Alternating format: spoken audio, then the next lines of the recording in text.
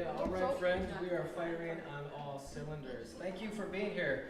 This, before we get started, I just want to acknowledge that it's been a very difficult week, correct? With yesterday and the school shooting and the Buffalo massacre. So if we could just pause in a moment of silence before we begin, that would be, I think, really good for us. So let's just take a moment of silence.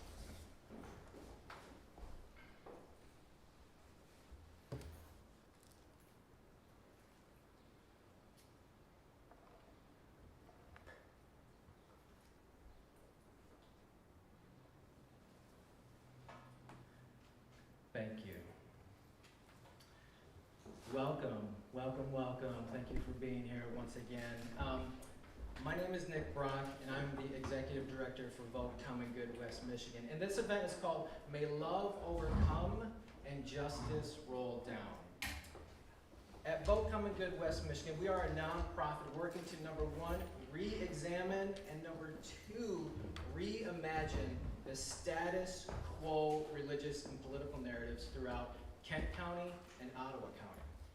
And we aim to do this by bringing together local faith leaders, elected officials, community organizers, and artists who are willing to say yes to this little thing we call the common good.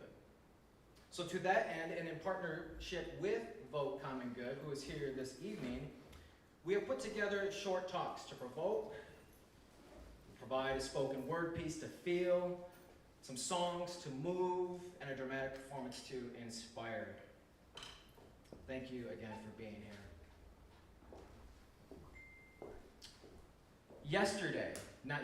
2 years ago, a man was lynched.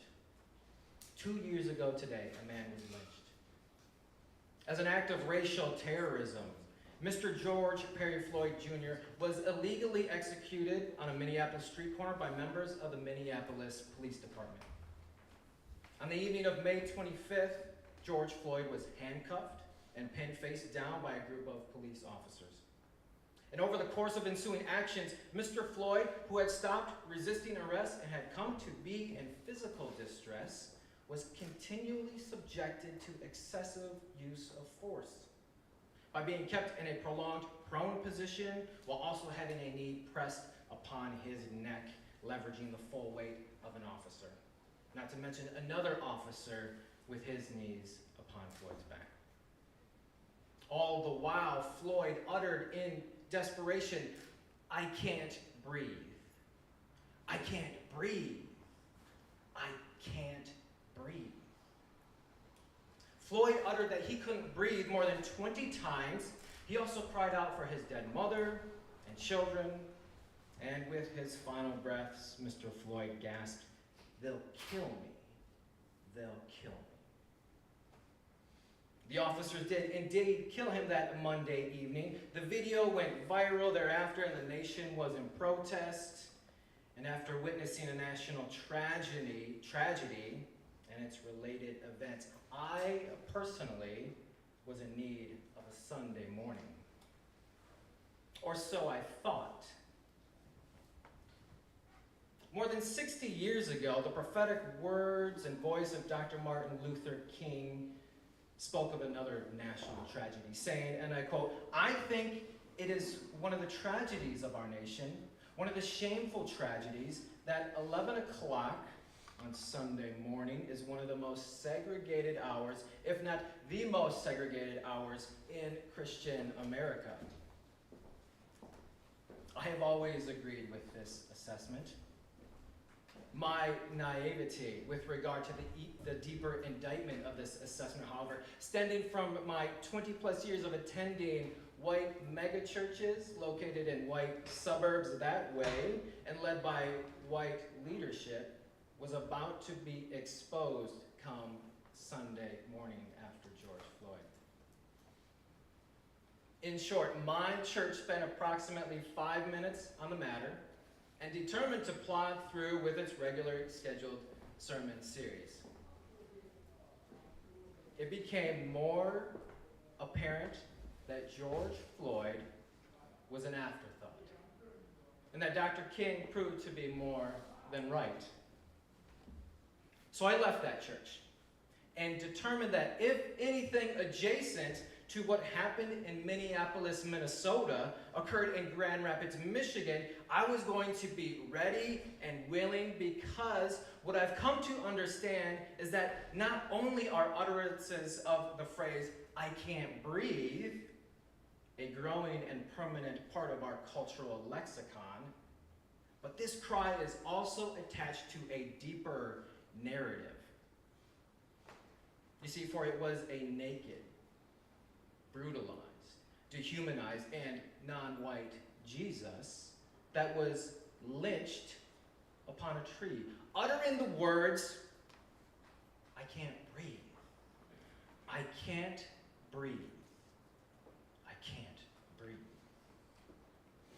And with a loud cry, Jesus breathed his last breath. You see, friends, the way Jesus died at the hands of first century Rome is as relevant and subversive for us today in 21st century America. Are you picking up what I'm putting down here? I don't know about you, friends, but after 20 plus years of Sunday sermons, I needed to reroute my attention elsewhere, and Monday seemed like a pretty good place to start. So on Monday, April 4th of 2022, Patrick LYOYA, a 26-year-old Congolese refugee living in Grand Rapids, was shot at point-blank range in the back of the head by a Grand Rapids police officer, Christopher Shirt, after a misdemeanor traffic stop for an improper license plate and ensuing scuffle over the officer's taser. Now, since that time, a strong and bold collective of black leaders and activists have proactively been in pursuit of expedient justice, full transparency, and exacting accountability on behalf of the grieving LYOYA family. And conversely, during that time, many white leaders from institutions similar to what I have already previously mentioned have displayed collective apathy and a laissez-faire approach. It is time for those leaders and communities to wake up, stand up, and speak up in the name of love and justice for Patrick LYOYA and the grieving LYOYA family. To demand the same in this manner with regard to the Grand Rapids Police Department. Number one,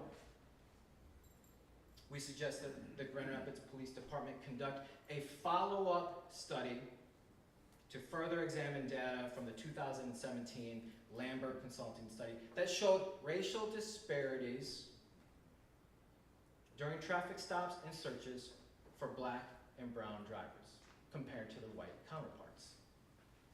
Number two, we're suggesting reform for officer safety policies and incentives to discourage single officer apprehensions, where applicable, to encourage officer safety and hence subject safety.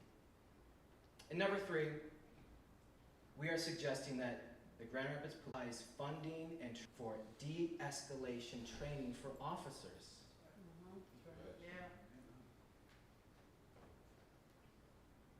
You can wake up, stand up, and speak up in the name of love and justice for Patrick LYOYA and his family in this regard as well, with the Kent County Prosecutor, Chris Becker. We ask that he recuse himself from the investigation due to potential conflicts of interest. By doing so, his office can avoid mere appearances of impropriety, and this should be a best practice with officer-involved shootings.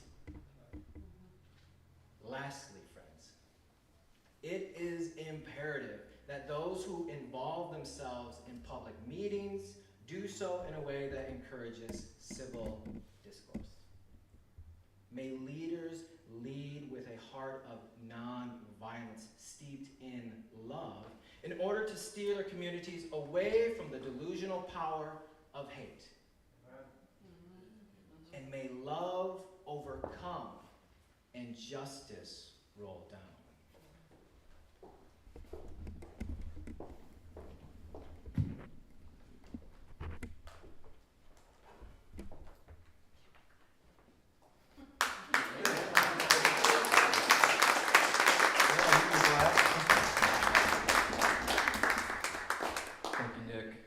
My name is Dan Dietrich. I'm with Vote Common Good.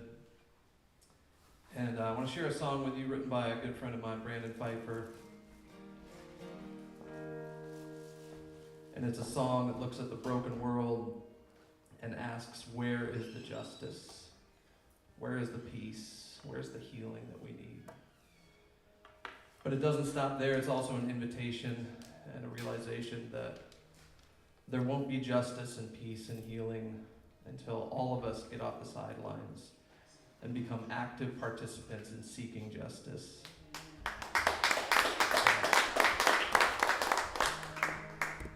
So, listen to these words and see if you can find yourself in them.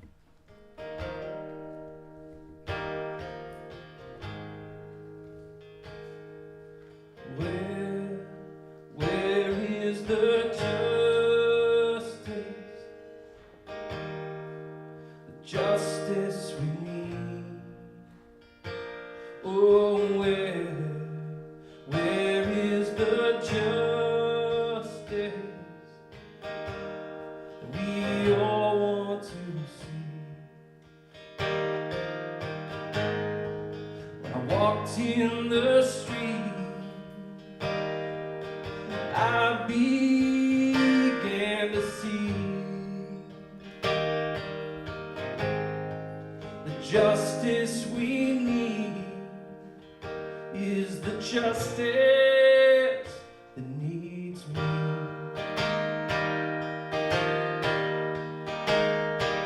Oh, where is the healing? The healing we need. Oh, where is the healing we all want to see? I turn on my TV, I see so much dis-ease, and I know the healing we need is the healing that needs me.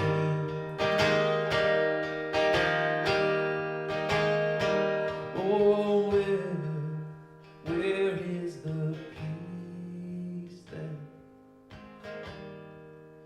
peace that we need? Oh, where is the peace that we all want to see? I phoned an old friend, said sorry for the grief. The peace that we need is the peace that needs me. Oh, and the healing we need is the healing needs me. And I know that the justice we need is the justice that needs me.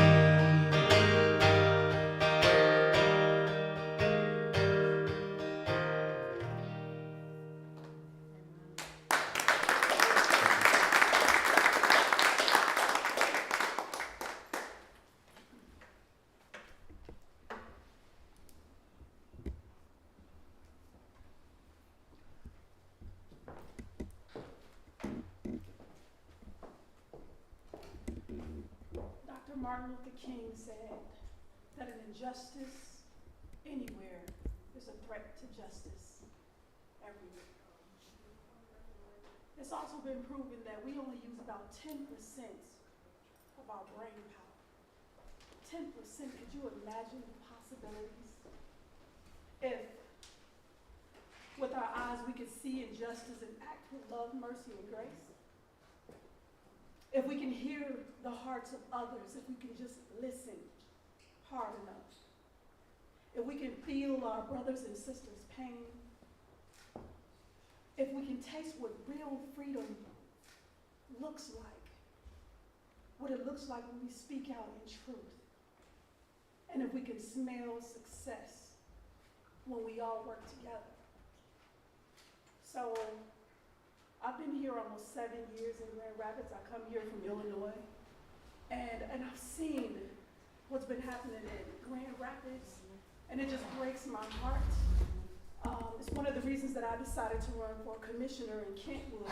I call Grand Rapids beautifully racist. Why do I call it beautifully racist?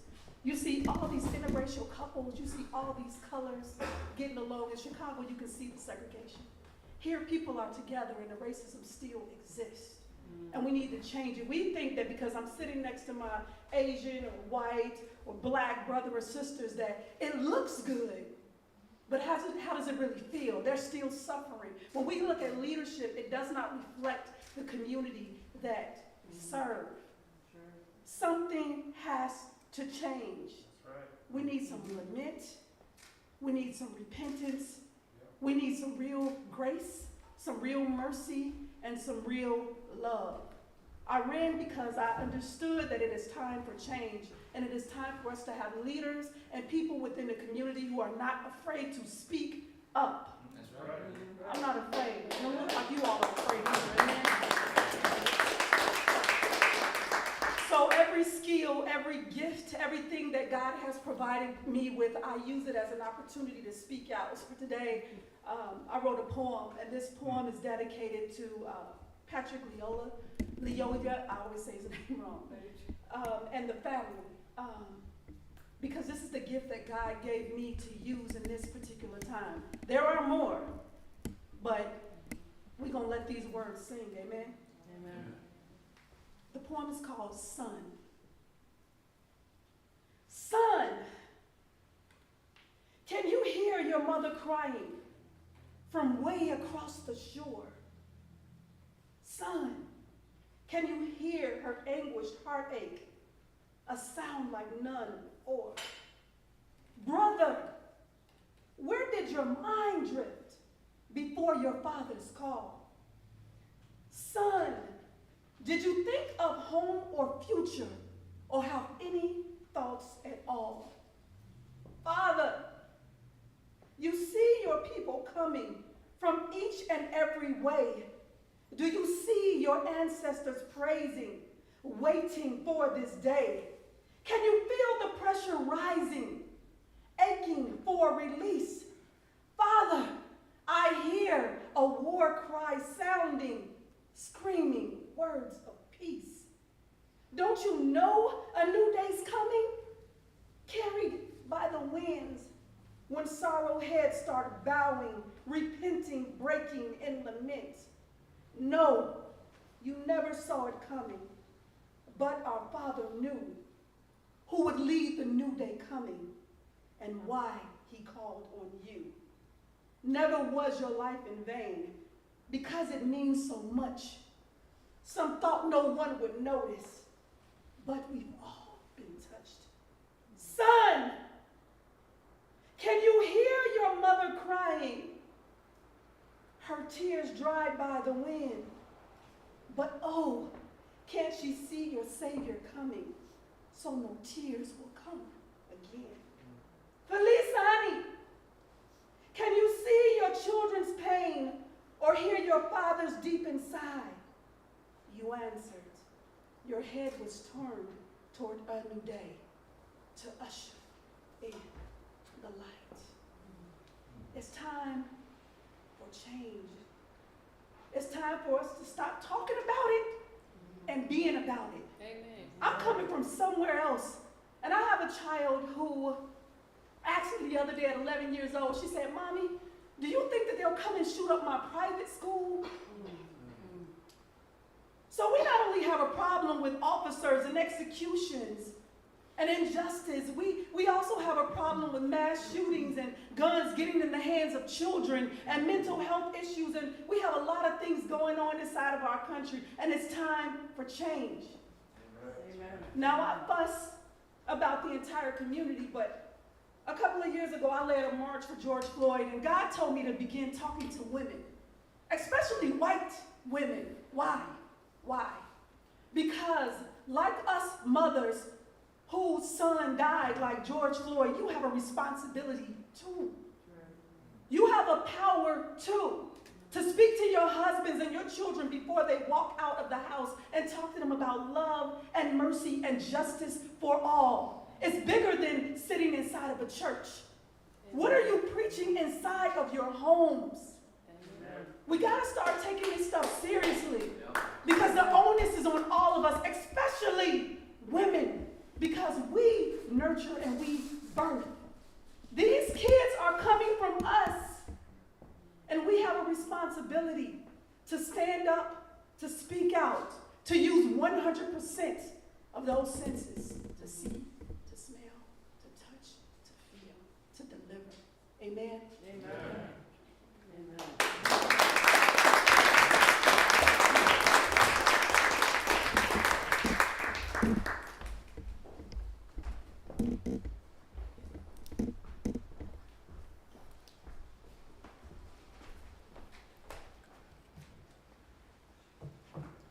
My name is Keith Manis, and I'm an ordained pastor, and I left the church of my upbringing so I could be here to speak at times like this.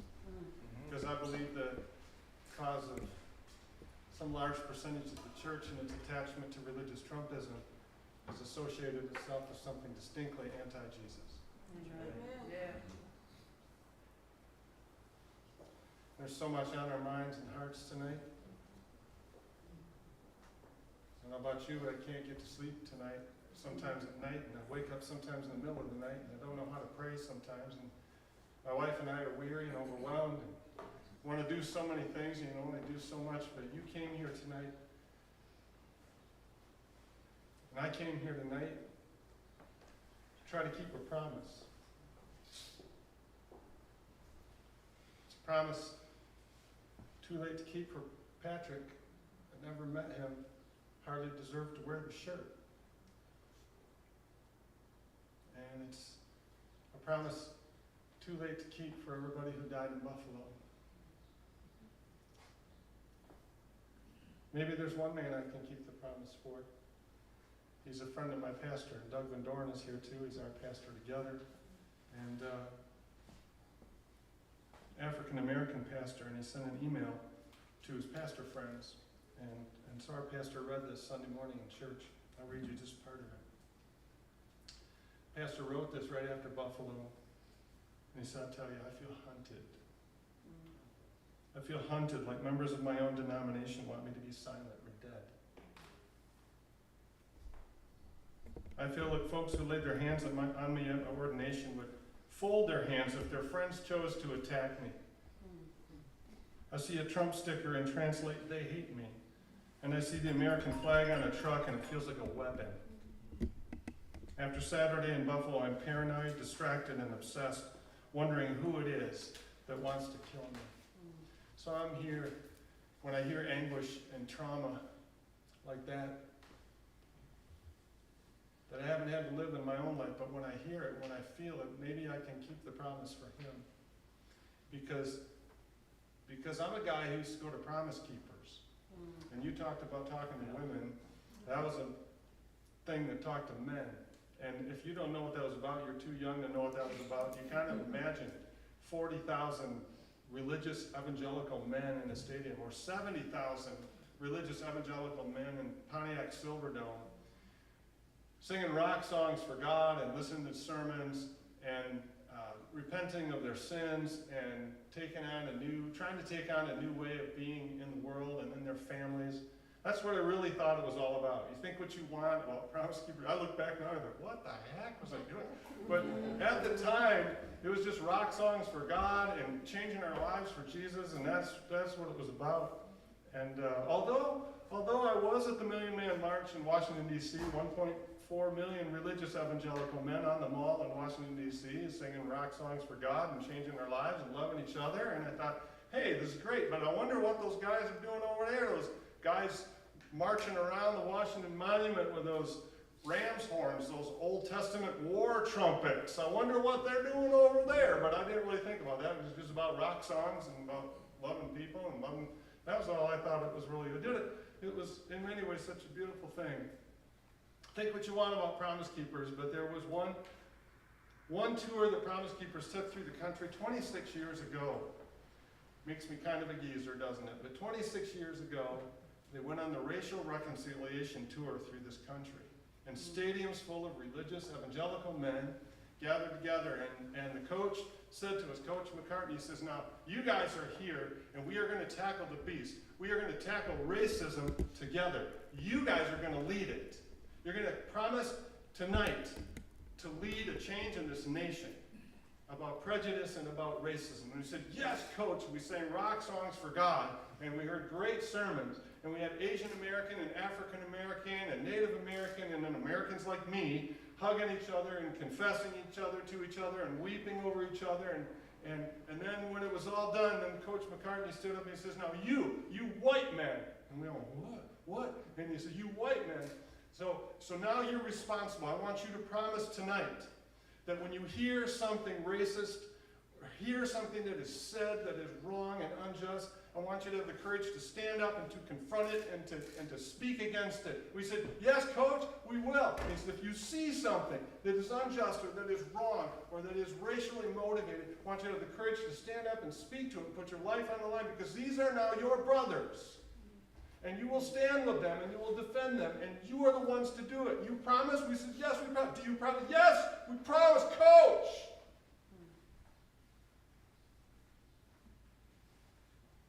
Tens of thousands of men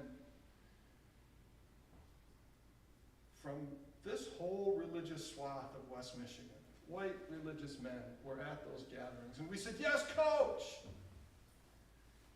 I don't know, where the hell are you now? Where did you go? Where did you go? Sitting on your hands, or get your hands over your mouth. We didn't see nothing. We didn't hear nothing. Oh, it's complicated. I don't know where you went, but I know where some of your sons wound up. Because I talked to one about a year ago. He's a deacon in his nice white evangelical church. And he lives in a nice white suburban neighborhood in a big old house. And all his neighbors go to their conservative white evangelical churches too. And kids all go to Sunday school, and all the parents are youth leaders and elders and deacons in their churches. And they all have a great time. They get together once or twice a month, and they all cook out, and they have drinks, and have a lovely time. But this deacon says to me, so now he's in his late 30s, and he's like, I don't know, though, it's starting to bother me a little bit. What's starting to bother you? And he said, well, we have this lesbian that lives in our neighborhood, and all our neighbors are really, really tormenting her. And all these guys send naked pictures of women to each other all week long. And when we're at these things, we got our burgers and our beers and everything, and they're telling all these racist jokes using the N-word. Everybody laughs, they think that's hilarious. We said, it's really starting to kind of bother me a little bit. Is it? Is it starting to bother you a little bit? A little bit? Is it starting to bother you?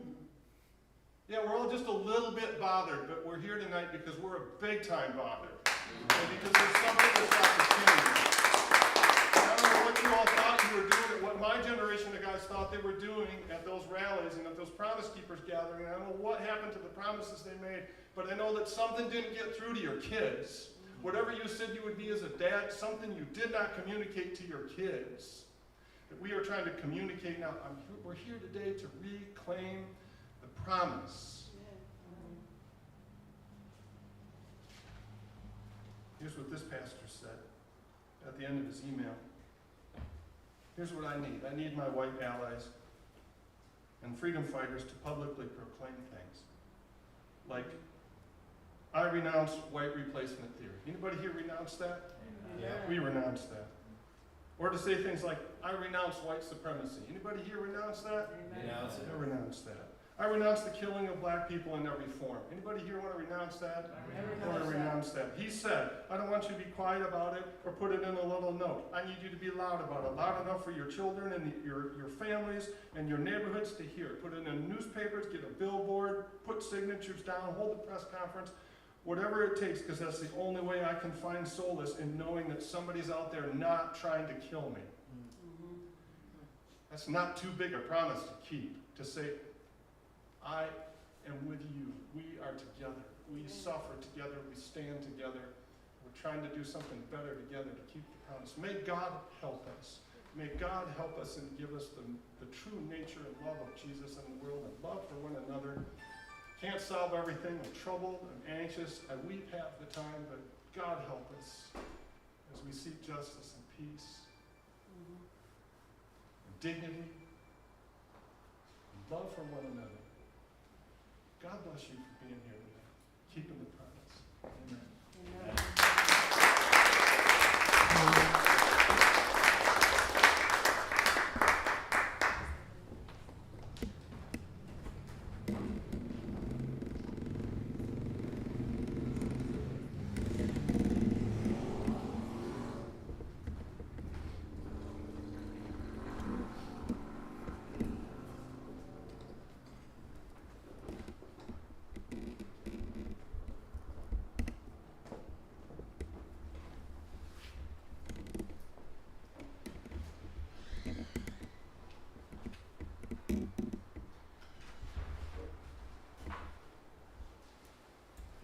Everyone. Good evening. So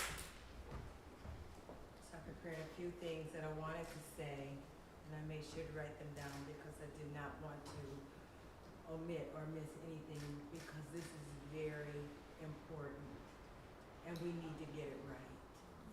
It's a time now for change and we need to understand everything that's before us so we know what to do. So my name is GAYLE HARVEY. Thank you. Thank you. I'm a small business owner in the state of Michigan. I would like to start by saying I was saddened of the news when this young man, Patrick LYOYA, had been killed. I would also like to thank you all for taking the time out of your days and your schedule to be here to receive information that is so important. There are so many sides when it comes to controversy. What I offer to you today regarding this tragedy are feelings from my standpoint as a human being. I am a woman of color. I am a mother, a sister, a cousin. I'm an aunt, and I also have many leadership roles. But right now, what I would like for you to understand is that while I do not have sons, I do have a nephew. He's a recent graduate of Kentwood Public Schools. He's about 6'2". He's solid. He has dreads. He has tats.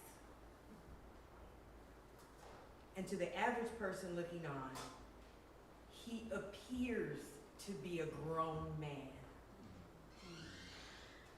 Which to some, this may be intimidating.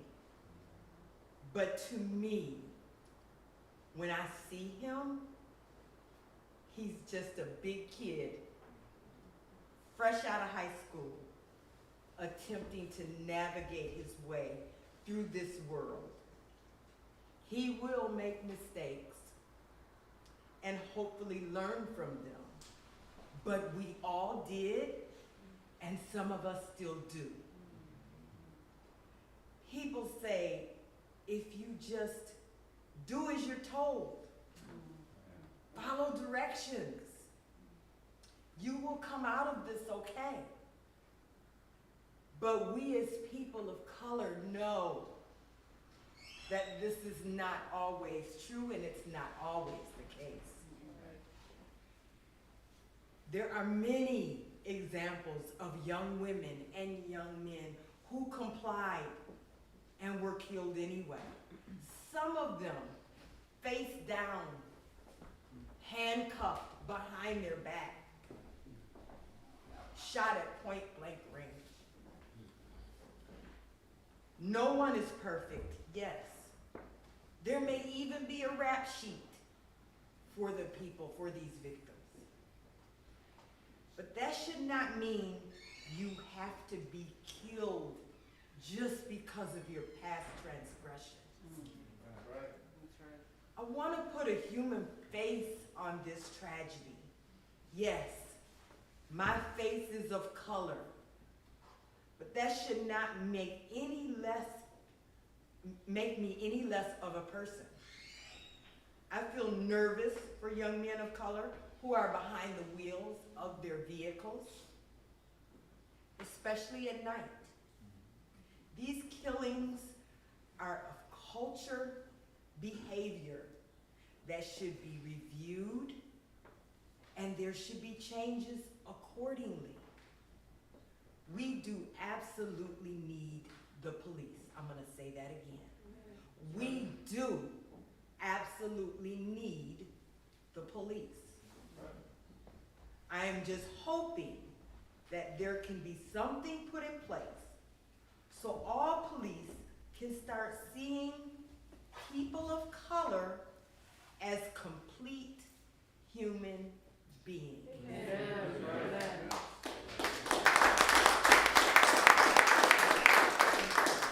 We have words that are overlooked. We say things that are not listened to. Please listen to our words when we are speaking. We deserve no less respect when it comes to these traffic stops and violations.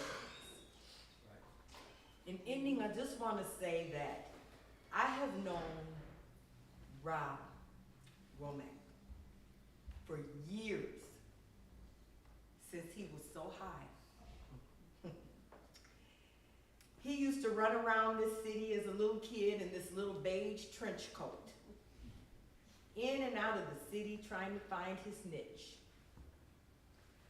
I do know that above anything else, he cares for this community. I know he will always fight for what's right in whatever position he assumes. He'll always do the right thing. So please find it in yourselves to ask the difficult questions. Have the difficult conversations. It is time to right the wrongs of the past and pave the way for change in our futures. I thank you so much for allowing me your attention while I said this. Thank you.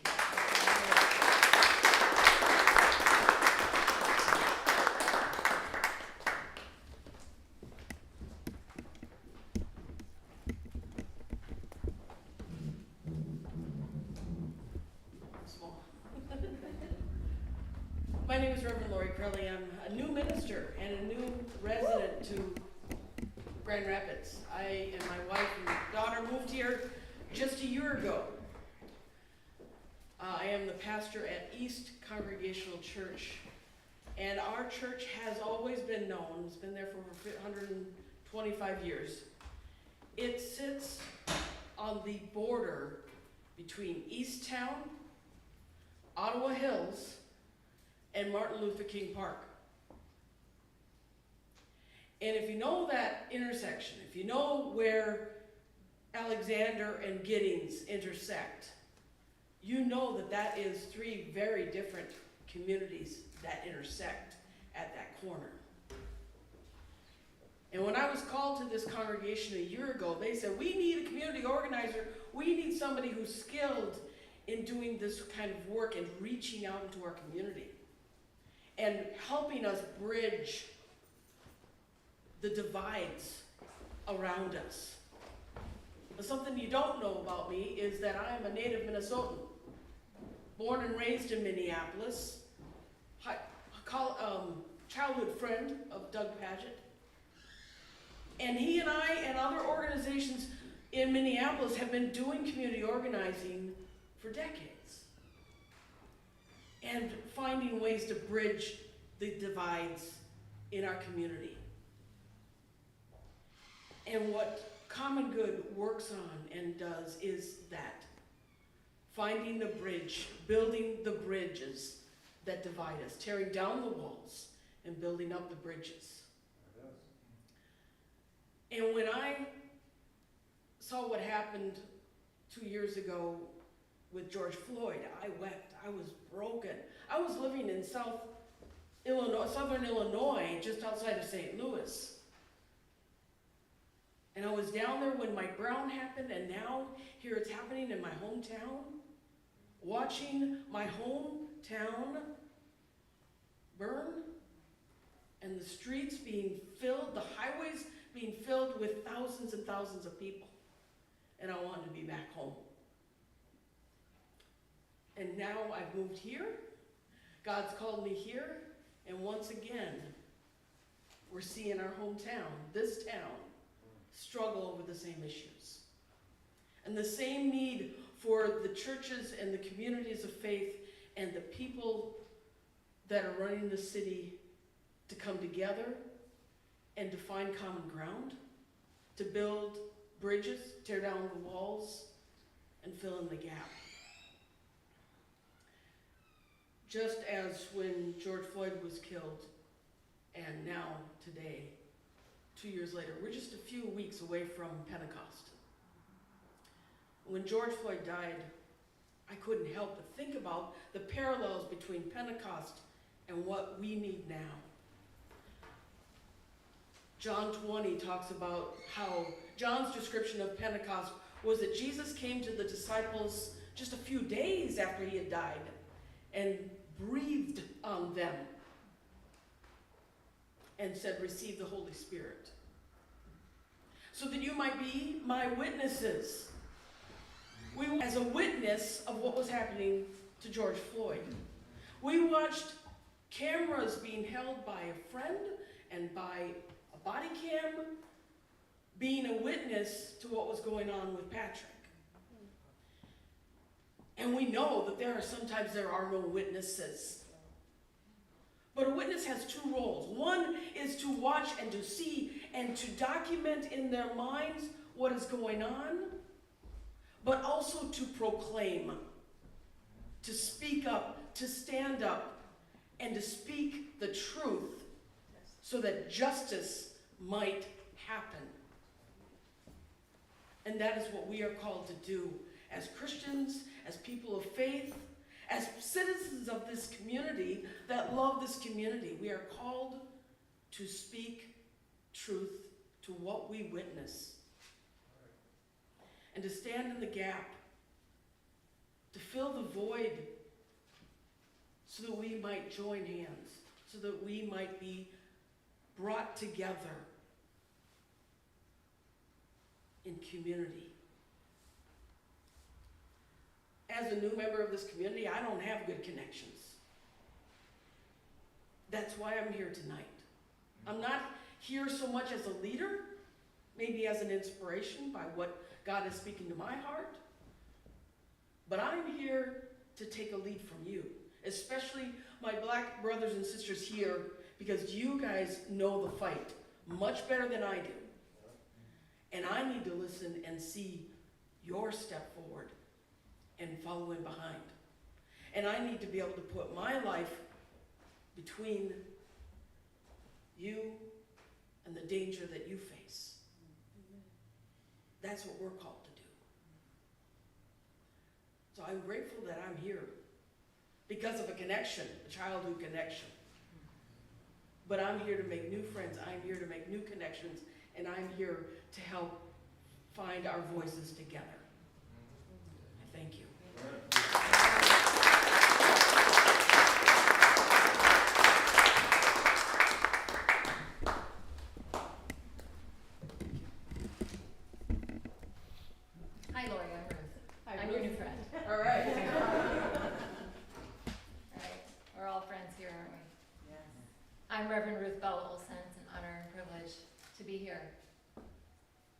I'm the mother of a black son. He's 13. Do you know anything about 13-year-old boys? Frontal lobe not developed. He does stupid things, right? He's thoughtless. He doesn't always have good judgment. He desperately wants a splatterball gun. Do you know what those are? Kind of between a Nerf gun and an airsoft gun. All his white friends have them. He can't have a splatterball gun. He wants to ride his bike after dark, like his white friends do. Nope. He can't ride his bike after dark. A couple of years, he's gonna get his driver's license. Right? Lord have mercy. God, more ways than one, right? So he might get his license and drive a car. The idea that my son might act without proper judgment and get executed for it just sends a chill down my spine. This is not okay, this is injustice. This is wrong. I'm the mother of a black son. I'm also the pastor of a white police officer. When I spoke to this congregant a few weeks ago about being a white police officer, he told me all kinds of stories of what it's like to walk in his shoes, what it's like to wear that uniform, what it's like to be the one that people demand he put his life at risk when they're scared.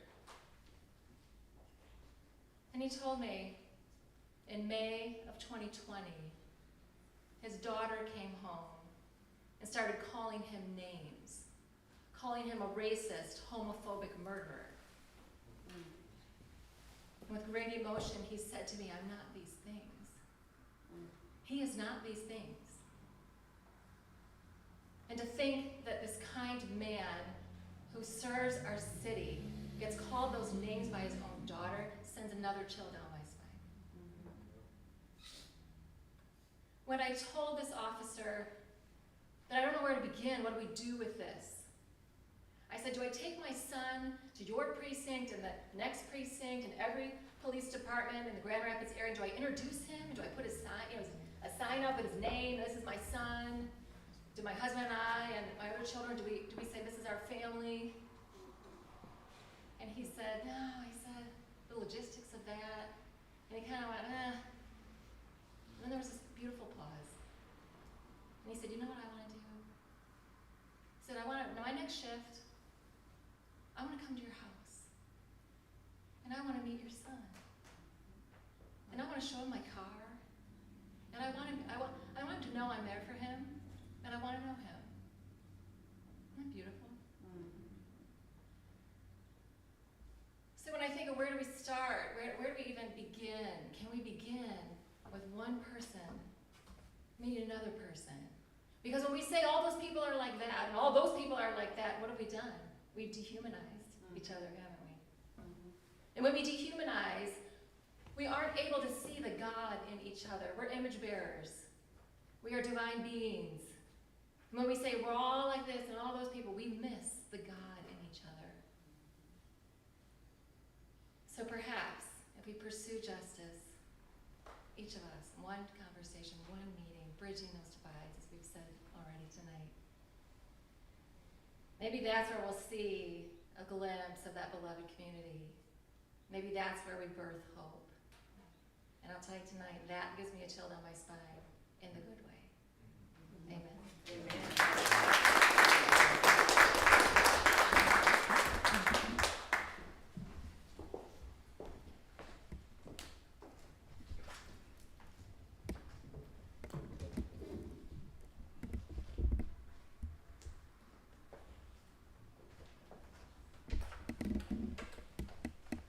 Thank you for that. It's easy for me and maybe for you to look at the news and just spiral into despair and hopelessness. But one thing I've learned is that joy and hope are acts of resistance. And so I'm going to sing this song by a guy named William Matthews. And it's about this quote. from Dr. King that no one is free until we're all free. There's a world at war, caught in suffering, silent casualties. Oh God, grant us peace.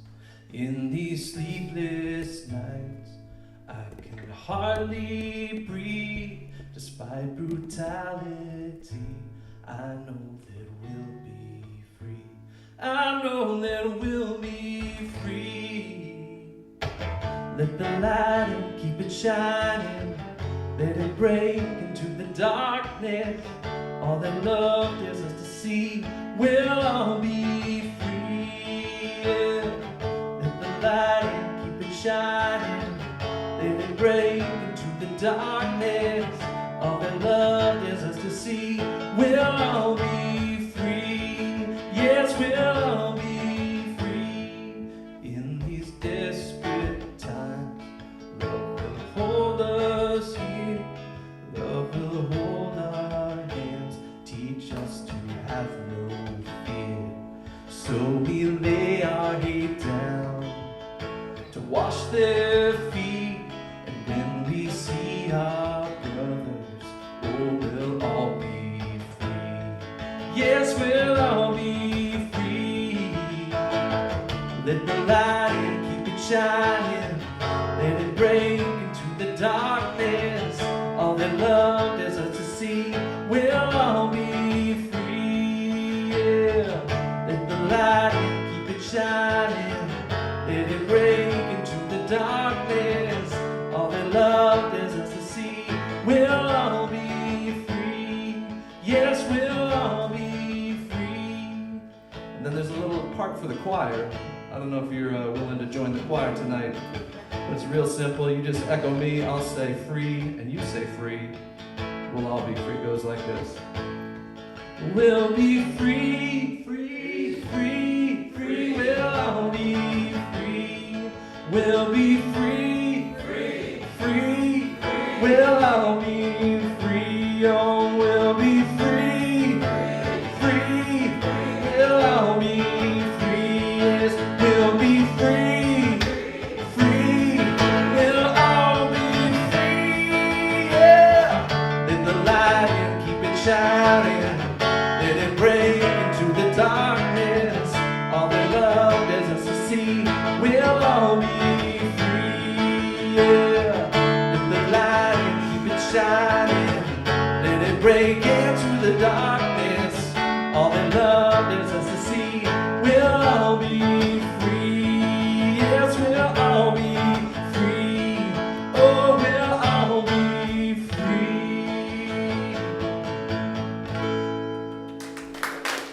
Thank you, Sister Wendy. Hey, good evening. My name is Doug Pagitt, and I'm from Minneapolis, Minnesota. I drove here today for this event. Some people, I've run into them at the gas station or saw Keith. He said, "Wow, it's a long way to drive." Yeah, it's a long way to drive. Tired of hearing stories about white men driving hundreds of miles to shoot and kill people in Kenosha, Wisconsin, in Buffalo, New York, in El Paso, Texas. Yeah, people get in their cars sometimes and they drive places. And it's an honor to drive here and to talk about Patrick, to be reminded about the murder of George. These are causes, they're causes that matter, but they're people.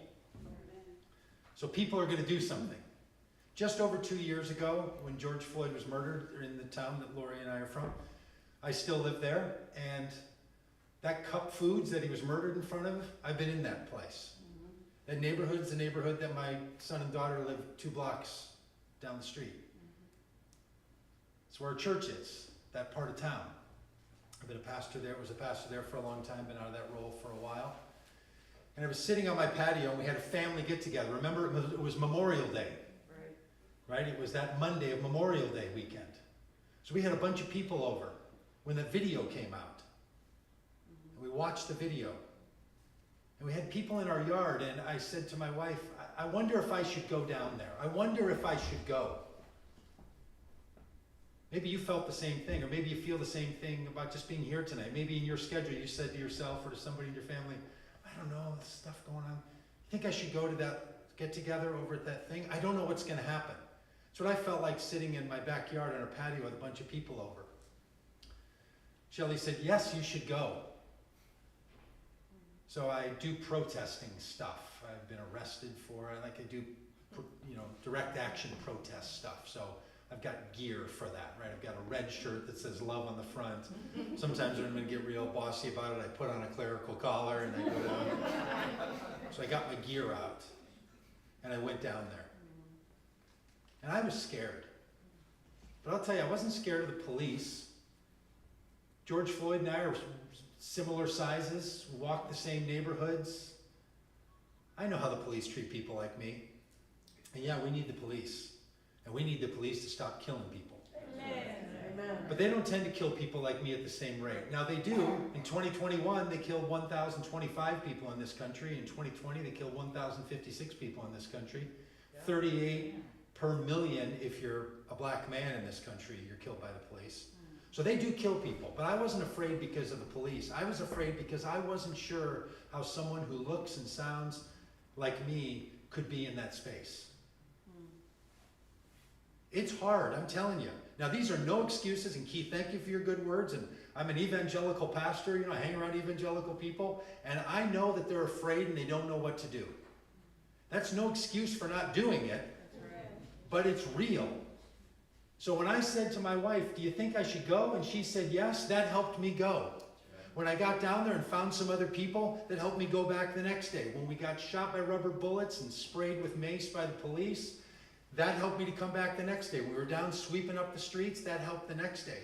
The thing that helps people go is that people say, yes, you should go.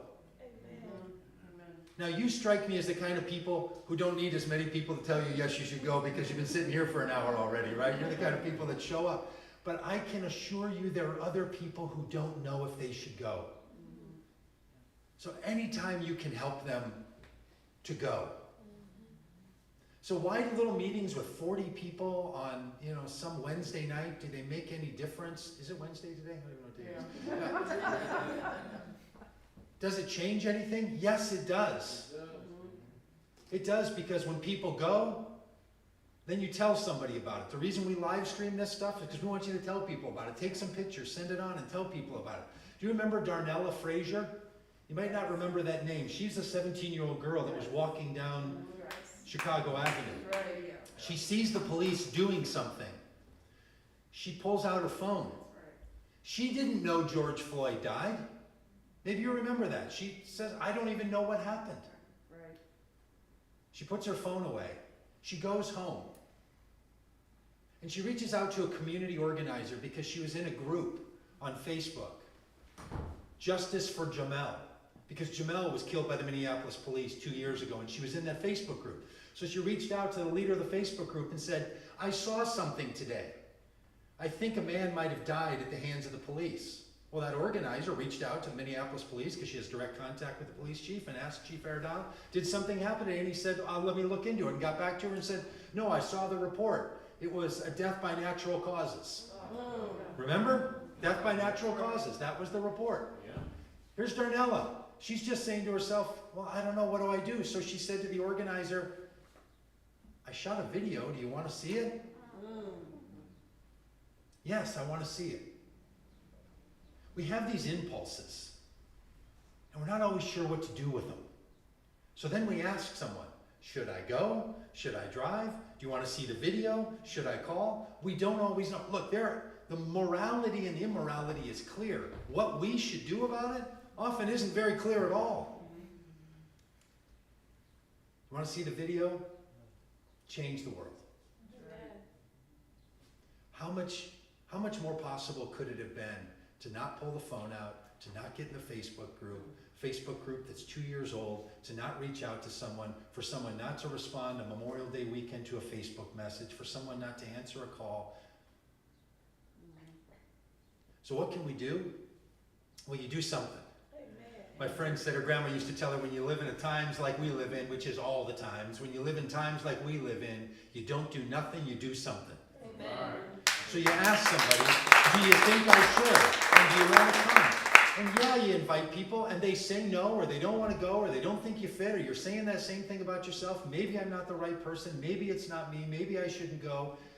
That is as normal as getting up. I just so much appreciate you being here. It's no heroic effort to drive 9 hours to a meeting. Right? People do that stuff all the time. People drive to meetings. I stayed in a Hampton Inn last night, full of people driving to meetings. It's what we do in this country. What's impressive is when you leave your home to go across town, to sit with some other people and be reminded that yes, this was a good thing to do. Thank you so much for being here. I know you're going to hear from some more people. I'm really excited to hear from some, and it just means a lot that you're willing to be here and that you said yes. And when other people ask you, should I go, would you please tell them yes. Amen.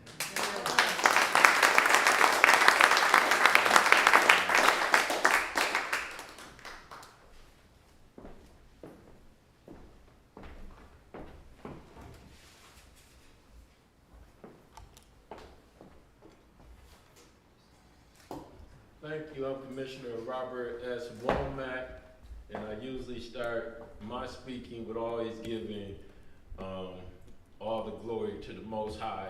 I'm a Christian, but I know there's all kind of religious people and even some non-believers, but for us that believe that there is a higher power, let's give glory to the higher power.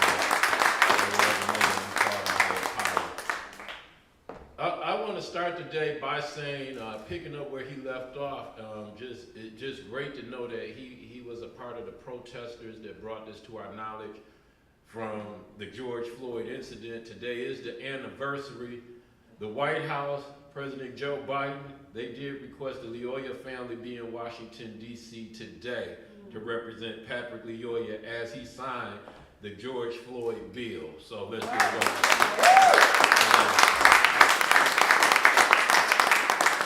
Also from Grand Rapids, Michigan, Tamika Palmer, who is the mother of Breonna Taylor. She was also in Washington, D.C. So let's give it up for the Breonna Taylor family.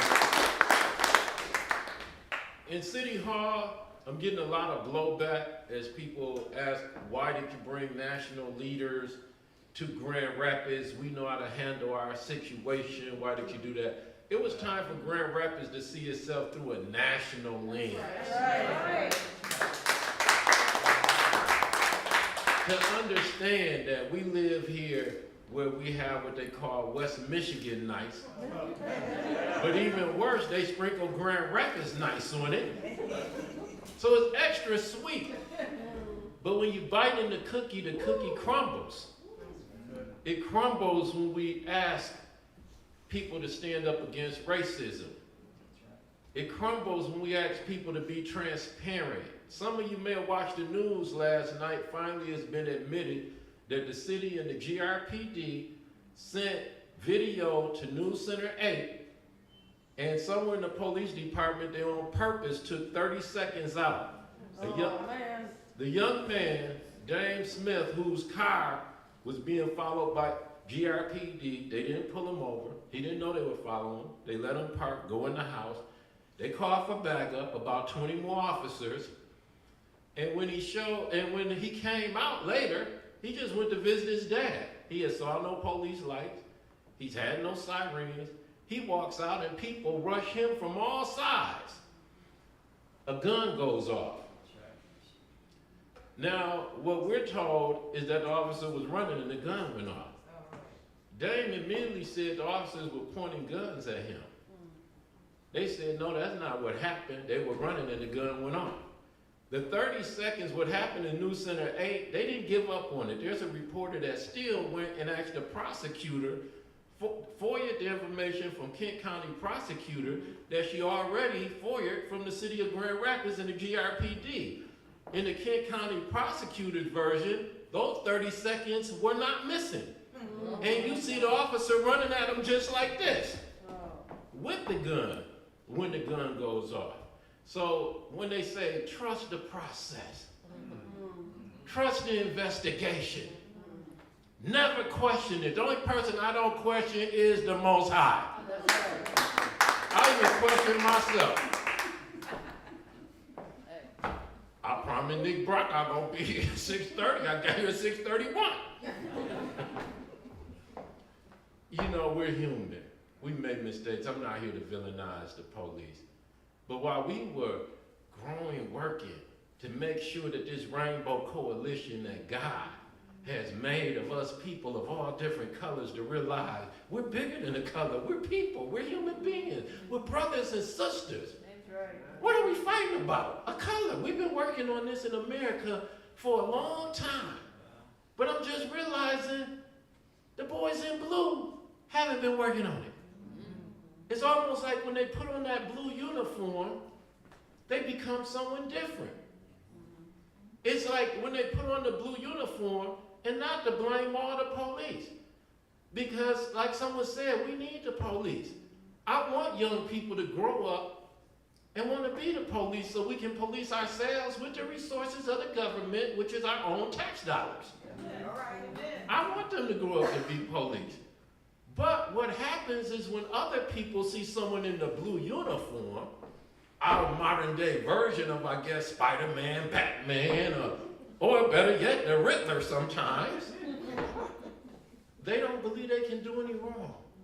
So before we can have a constructive conversation, before we can have a real dialogue to start healing, and that can only start when sometimes all the time we should admit when we're wrong. We should admit if a person did something wrong. Let's say you did something that could legally take you to court and you get out. It reminds me of my social training. I grew up with my mom, dad, they loved me. Well, I guess dad loved me in a strange way because he took off, but they gave me enough love that I thought I knew what was going on in life. And I would interact with other children, as teenagers, more people, and sometimes I would say things at a party or do things that would make people want to fight me after the party. Make some people cry. And I didn't see nothing wrong, but I like to cook too. So I learned to cook. If you put too much salt in it, that was too much. Too much onion, everybody crying at the table, but they love my meatloaf. Too much. If your fruit you're bearing is making people cry, there's something wrong. I had to realize I'm not perfect. I have to change. What I learned in the house was not enough for me to be productive in communication with the other people my age around me. I still had some learning to go. But we had a police claiming the divine. And I can't blame all the police, but we have a lot of people, especially in City Hall. Let's go back to the LYOYA family, Washington, D.C., George Floyd. President Biden signs the George Floyd bill today. In it says, no excessive force unless absolutely necessary. Now, in order to make local municipalities sign a board, he had to say, we're going to have to require it for some of our federal funds. Why does it take after Breonna Taylor being killed? Why does it take after Patrick LYOYA being killed, after George Floyd being killed, after Mike Brown being killed? Why does it take a federal law for the city of Grand Rapids to finally understand we need excessive force policy? Our blood wasn't enough. Children being scared of the police wasn't enough from the graphic videos they're watching. They're not like us no more. They got phones. Can you imagine how traumatized they must be? I was traumatized when I met Big Word in real life and my mom took him and he was so tall. Touch him, Robert. How do you like Oscar the Grouch more than you like Big Bird? He's tall. Can you imagine being young with a telephone? Seeing what these kids are doing and cities have not addressed it? I'm not here to beat up on the city of Grand Rapids. Maybe they're waiting for the city of Detroit, and maybe Detroit waiting for the city of Cincinnati, and Cincinnati waiting for the city of Beverly Hills. But they're not doing it. Here in Buffalo, you got 10 people shot, killed and murdered. Now in my neighborhood, we just heard it, we running. I don't wear a suit every day now. I'm hanging out in the hood where it's all good, enjoying myself. We here. So we run into the TV and we see them walking with this guy, all comfortable, who just shot 10 people. We see him patting them down. And I'm not making this up, kind of like this. We see him going in his pocket. And we see him just come. Do you think we get arrested like that? No. I just seen a man of color in Grand Rapids get tackled on a motorcycle and body slammed and beat up. I saw another man going down the street with a bicycle and get slammed, and then when they got him on the ground, they could have handcuffed him, but GRPD kept pushing his face into the ground. That's how I've been arrested before too. On my back, getting beat because I wouldn't put my face in the mud and have my whole neighborhood clap like, he won't put his face in the mud. Look at Robert, they kicking him. They're on his back and he's still there. So when I see Patrick LYOYA doing this, they call this fighting. While they're beating me, they're saying, stop resisting. Now when they got you, I didn't even run. It's like, for some reason, I'm like, you about to arrest me. Get on the ground. Okay, I'm on the ground. What are you doing? Now you're putting my face? No. I don't want my face in the cement. I like my face, even if you don't. If two people love my face, that's good enough for me and my mom. So I know I feel to be in Patrick LYOYA's shoes. 19 children, 2 teachers killed in a Texas elementary school alone. Let's take a moment of silence for all of their parents.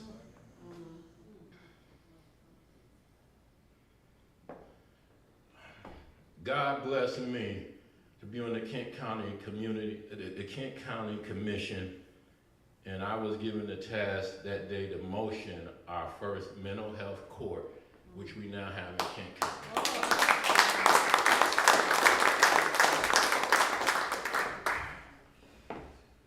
Here in America, how can an 18-year-old buy 375 bullets and it doesn't raise an alarm in no one's head? Can you think what you were buying at 18? You give me $300, I went and got a skateboard. You know, a good time, some roller skates. Kids in my family, they don't even have $300 and $400, but they done made me buy them $800 and $500 iPhones is what they want. If I thought they wanted to buy 300 bullets, where do we wake up and understand that we need some type of gun safety laws to ensure that everyone is safe in America? Patrick LYOYA, the police union has responded by saying that people are calling Patrick LYOYA, the officer whose name I won't say, they're saying that people are calling the officer a racist and a monster, and they needed to respond and tell you how great a guy this is. My problem is that if his family wants to do that and his friends want to do that, I think they should, because that's how they know him. But for a union, systematically to come in here and put pictures of this officer with a black person that seemed to need a lot of help, it just shows me that they don't understand. You will, just like I said, his friends have the right to put out what good guy he has been to them, to testify. The community, if they feel something, whether you agree with it or I agree with it, they had a right. They just saw somebody shot in the back of the head, and they believe it could be avoidable. I want to challenge the union to understand that I have not called him a racist. I have not called him a monster. My fight is not with the officer. My fight is with systemic racism that over-polices black communities, that do not train officer de-escalation skills. And when I saw some of the training, and even jumped in to take a little of the training, even with the taser, throughout the years when I went to the police station, I understood one thing they did. they teach them that these urban areas are war zones. They teach them that these urban areas are high drug trafficking. Luckily, because of my recording career, I once had a chance to live in Cascade. When I came back, Kentwood, I found out, unbeknownst to me, it's more drugs out in the rich neighborhood than the poor neighborhood, I guess because there's more money out there. But it's never called a high drug area. So when the officer says, I fear for my life, you know what? I don't say, he mine. I say, you've been mistrained. You've been well, we live here. You fear for your life, what you think we do? I fear for my life every time. I'm a commissioner, and this is no lie. Every time I see the blue lights come on, and in Christmas, I just go crazy till I realize y'all done brought your Christmas trees out. When I see the blue light, I freeze up. My body takes a whole nother demeanor.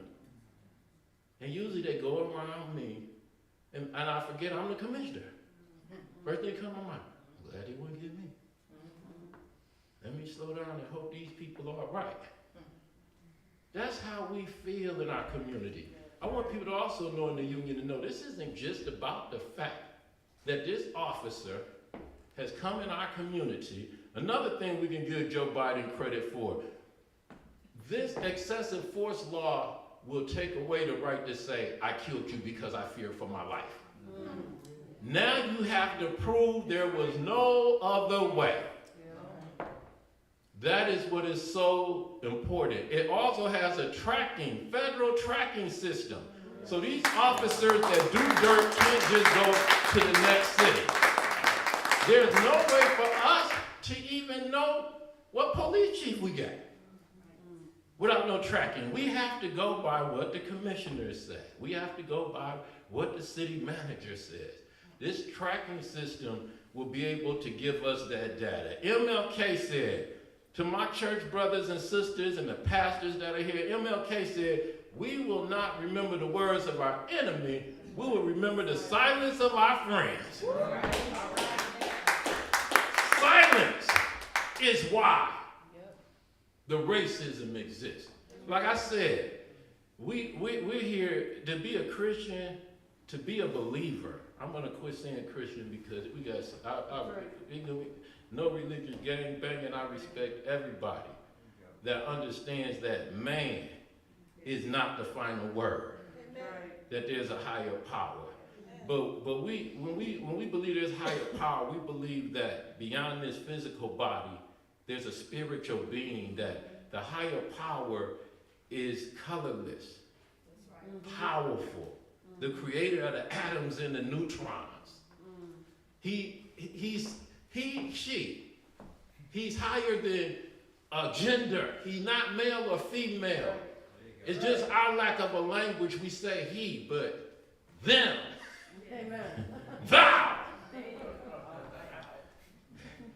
He's bigger and beyond all of us. But he made us out of a spiritual form. And when we talking about that spiritual form, then it's got to be bigger than the two men. Did anybody here know that it's not against the law to get out your car when you see the police? It's not against your law when the police pull you over. Did you know it's not against the law to get out the car? You hear some people say you should have stayed in the car, and that's where they stop. And I know I can't even argue with them. They're going to be there for the rest of their life. They've been taught that when you get out the car, you deserve to die. Then some have at least enough intelligence to know that you can't get killed just for getting out your car, especially when your hands are open and you see you don't have anything. So there's some just a little more intelligent that say, well, he shouldn't have ran. They don't know there's a constitutional law called Texas Garner versus Garner that you cannot shoot a fleeing suspect in the back. So I don't know how they can justify shooting somebody in the back of the head. But at least they say he shouldn't have run. One thing I can agree with is that in our community, I'm working on programs to teach our young people what to do when you're seen by the police. Because see, they have traumatic stress, post-traumatic stress. They're afraid of the police. Running means I'm afraid for my life. It means I'm afraid of something. Shooting somebody in the back of the head, and you got the gun, I don't know how you are the one afraid, but like I said, that's just my opinion. The racism is when City Hall said, we're going to destroy you for your opinion. We're going to take all our endorsements back because of your opinion. We're going to call everybody that used to put money into your campaign and say, do not put money in his campaign because he helped a Congolese family. Let me tell you why I helped that family. They came from Africa. You may not know about the wars in Africa. But the only difference, like I said, we are spiritual people. Some people think in the physical only, so they say, it's worse over there. They cut the lost boy's arms off. That is terrible. Why do they do that? Because they don't want them to grow up to be soldiers. Here in America, it was sad because they came here with hope for a better life. But they didn't know. It's incognito in America. We don't cut your arms off, but the CIA and Oliver North will bring guns and crack and drop it in LA and let us kill ourselves. If you put 100 men in a cell or back of a truck and you don't feed them for 3 weeks and you throw one hamburger in there, do you think there might be a fight? Do you think there might be a little bloodshed? So you come into these zones and you bring drugs. And some of you may be shocked saying, is he making that up? No, this is true. This is true. The Contra-Iran affair, when they sold guns to the gangs in Chicago. They sold guns to the gangs. You see the guns that are in the community today. So they did not understand that before video, we're talking about George Floyd, we're talking about Mike Brown, all of this is after video. So what was going on before the iPhone? If they're watching a man shoot Patrick LYOYA in the back of the head and say, there shouldn't even be a court there. He hasn't been interviewed in 2 months. At first, they didn't want to release his name. They didn't want to show the video. They watched it and they said, this is how life is supposed to be. But why only in the black community? You can be mad at me for saying this, but systemic racism does exist. Qualified immunity. I've been asked to be on a national panel for police reform in Washington, D.C.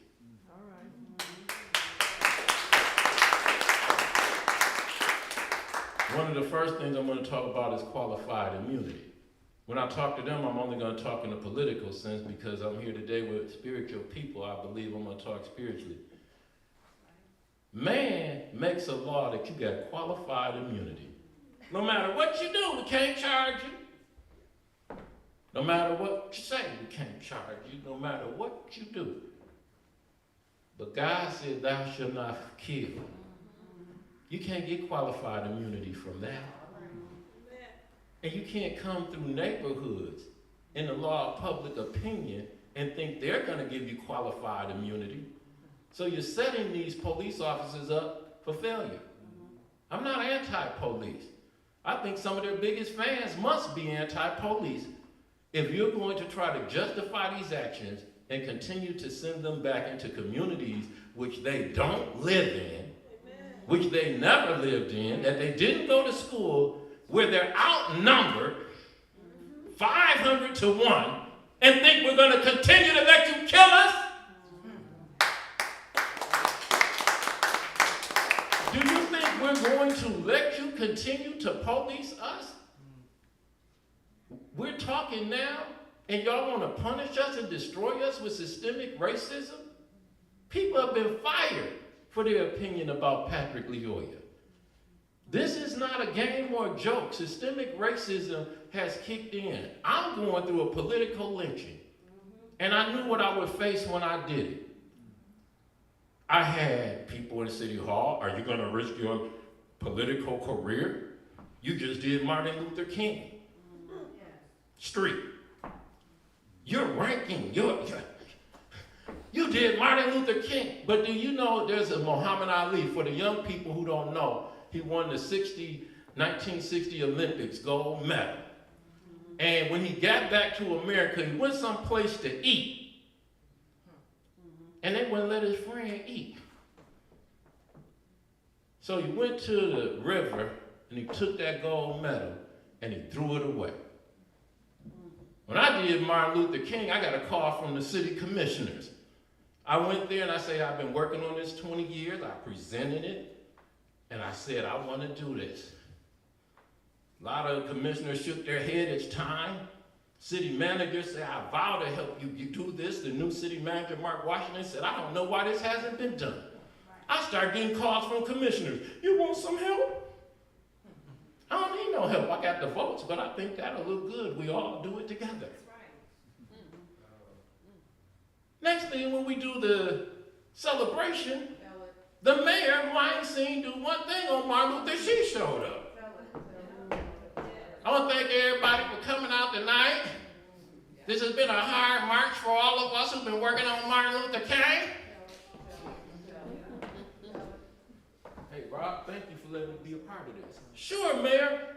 Y'all want to be part of the street sign, but y'all don't want to be part of the real struggle. Is y'all calling me now? Is y'all calling me now to do Dr. Martin Luther King work? Is y'all calling me now? So like Ali threw away that gold chain. I'm so proud when I see that Dr. Martin Luther King street sign. But like that gold chain, sometimes I want to go just take one down. I know I'll get arrested. I started doing it the other night, taking the Grand River and throw it over there. Because it don't mean a darn thing if we don't do the work. If it don't remind us to do the work, then what good is it? I'm going to go ahead and finish up. But qualified immunity is one thing I would want to get rid of.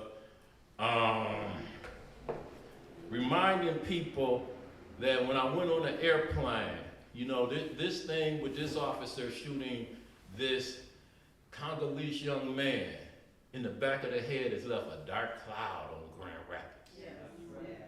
It has brought some division, especially from those who are the strongest police supporters when you read things that they say. It's like people who believe that this young man shouldn't have been shot, and that's basically what they say.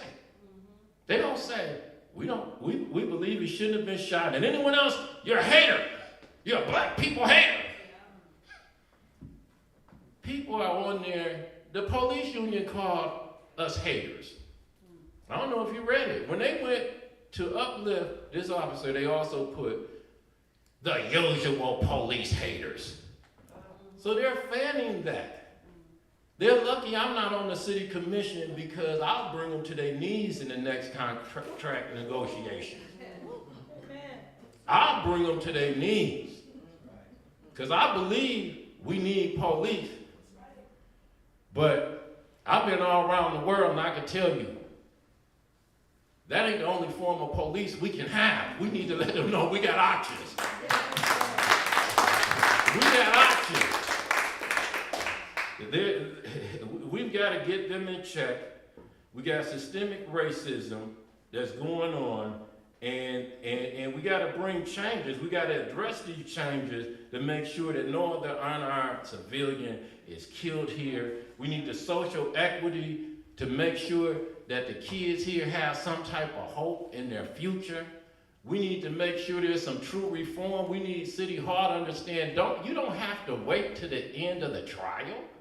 Oh, it's an investigation. We can't speak about it. This isn't just about the Patrick LYOYA. You have been beating people for years. You have just pulled a gun on a pregnant woman and been on TV saying, no, we was pointing at the boyfriend behind her. You just had a gun misfire that should have never been pulled off with an officer's hand on the trigger. You can reform right now. You can reform right now. There are things that you can do right now. Multiple police officers in the car, more training to become a police officer. It takes less time to go through training to be a police officer than it does to be a barber. We can put social workers within the police department, psychologists, not only for them to sometimes ride along and assess a situation, but I know police officers. They think we hate them just because we say they need psychological evaluation every 6 months. Like she said, like Ruth said, you know, when somebody tells her they fear for their life, do you know what they go into? Well, wouldn't that make you think you would need some psychological evaluation? But you're only coming into the community you call a high drug area, high crime, but I call it my home. So either you're crazy or I'm crazy. Something wrong with you or something wrong with me. What's wrong with us? What's wrong with us? And I'm just playing with my language because I'm talking to the cops in the street language they can understand. Mental issues are not that word I said. My mother, at 12 years old, my mother entered Pine Rest for paranoid schizophrenia and some other things. So we would be called all these names in school. And then at about 20 years old, 19 or 20, I was beginning to question my sanity because I heard so many people, this is gonna happen to you. So I went to, up here, the Kent Health Department. Next door was something called Kent Community Hospital or something. I remember my mom being in there a lot, going there with me when I was little. So I went there to find out if this was hereditary or something had happened to my mother, because all of a sudden it went from the beautiful, I love you, I'm picking you up from school, to who are you? And you're a threat to me. It became a scary situation. But because of the HIPAA laws, even that being my blood mother, I was never ever able to find out if it was hereditary or not. So that's one of the reasons, you know, I felt it was a blessing with some of the people at Kent County who may have knew my story behind the scene that led me, I'm telling you, they let me motion the mental health court. And just some of the things I mentioned when I saw a young man with autism, always wanted to drive a car. So he was 19 years old, he's about this tall, he never drove a car, and somebody left the keys in the car. And he got in the car, he drove, he didn't get fired off, he just crashed. But that was the happiest 8 seconds of his life. His mother tried to explain to the police. They arrested him. They put him in jail. And I went to court, and he was not able to put a complete sentence together. He was not able to put 2 words together as the judge asked him question after question. That's why I fight so much for social justice. I'm like, Judge, I know you know better, but are your hands so tied by the law, the policy? All of these things they say we have to trust. I'm like, yes, Mrs. Mayor, trust the policy, the process, and shut up until it's done. Well, if we had did that, we'd still be in slavery. Wasn't it a law that we was 3/5 of human beings? Didn't Dred Scott lose his case when he ran away from his master to be free in a free state? Didn't the process and the law, didn't somebody have to work to change it? I'm not here to tell people that we should resort to anarchy. I'm not here to tell people that we should not follow laws, because we should. But like Dr. Martin Luther King said, we have to protest laws that go against the laws of humanity and our Lord. And that's what I'm challenging all of our pastors to do. I'm challenging everybody. Like he said, free. But what are we going to be free from? One day we'll all be free, right? But what are we going to be free from? We need to be free from ignorance. We need to be free from injustice. We need to be free from gender bias, sexual preference bias. We need to make sure we get LGBTQ. They are fighting to keep it out of the Larson-Elliott Act. I'm fighting to get it put in there. I'm fighting to get it put in there. And I know I'm talking to people, and sometimes the churches are the main one that got politicians scared. What would the church think? That everybody has rights that need to be honored. And there's nothing in my Bible that says we have the right to dishonor people's the rights that they have. We have to be free of racism. A racist can only do so much.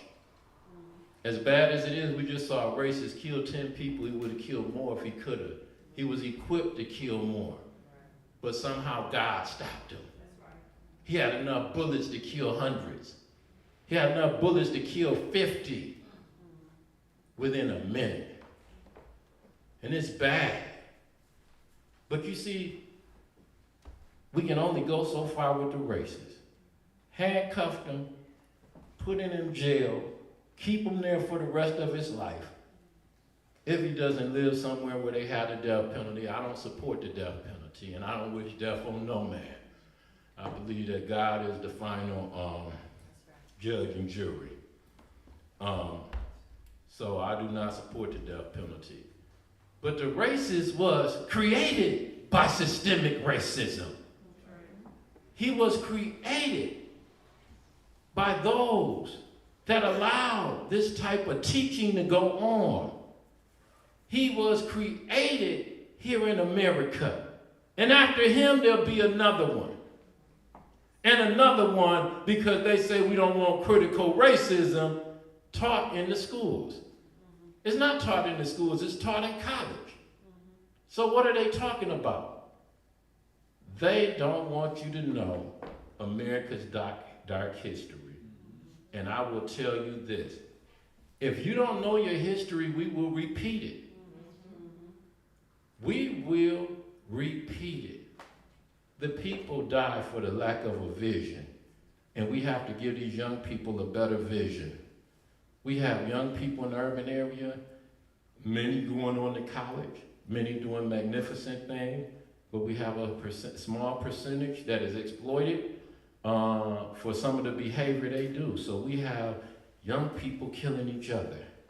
We have white people, young men driving hundreds of miles, like he said, to kill black people. We have police killing black people, and worse, thinking that I'm just gonna go home and go on vacation and get a paid leave from the city. They ain't thinking that's what's happening. That is what's happening. What is our vision? What is our vision? We need you to stand up and help bring these police departments up to the new century. We need to bring them into the new millennium, that this is not 1965 and it's showing 1865. We have to get rid of this quantified immunity. I'm going to end it like this. I'm going to go back to something that Nick talked about. Jesus. And for those of you who don't believe in Jesus, like I always say when I'm in the hood, there's a lot of us Christian young men get on the street corner, we testify about Jesus. And some people, I don't believe it. I say, well, do you believe it's the greatest story ever told? If you don't believe in him, do you believe that? Yeah, that's true. Well, let's tell you a little part of that story. I'm going to tell y'all a little part of it. When Jesus, one thing I'm going to go back to what he said, what can we do with 40 people? Some of my favorite parts of the Bible is when it's just Jesus and the 12. Some of the miracles that happened. Some of the things he talked about when it's just the 12 was the most powerful part of the Bible. But Jesus told Peter, you'll deny me 3 times before the rooster crow. When Peter cut off a policeman's ear, people don't really know the people that came to get Jesus, and they were just following their ill instructions. that they were given. The people who sentenced Jesus didn't even want to sentence him. But there's so many people say we got to do it. But when Peter cut off his ear, Jesus put it back on. So I can tell you this, no matter what we go through, we don't have forgiveness in the end somewhere. And that's not to let anyone off the hook or not be accountable, but it's only going to hurt us by holding hate. But Jesus said, you'll deny me 3 times before the roosters crow. So we pick up where Nick left off and we say, you know, I used to sing that song, when the saints come marching in, I want to be in the number. I'm sure a lot of you do. But they didn't say when the saints come strolling in a Bentley. They didn't say when the saints come moonwalking with flashing lights. They said when they come marching. So when you come marching, there's something else going on. And when we look at these final days, I feel like I'm marching when I walk in City Hall and there's people that used to speak to me. But when I stood up for this Congolese family, helped them, I didn't know no better. I went to work. How you doing? Okay, don't know what's wrong with it. How you doing? Wait a minute. Out of all these hundreds of people in this building, and there's about 30 that I consider associates, and there's about 4 I consider good friends. I'm down to 1 friend and 2 associates. Because they call me anti-police. At first it hurt my heart. Then I start seeing everybody else getting put up on committees and stuff I would be on usually with the mayor. Getting no call. People who ain't never been on no committee. Not even really elected politicians. But if I don't like Robert, your enemies like the people that don't like you. So my shoulders got down a little bit. Then I read my Bible. I got to march. But when we see Jesus carrying that cross, what's a better saint than Jesus?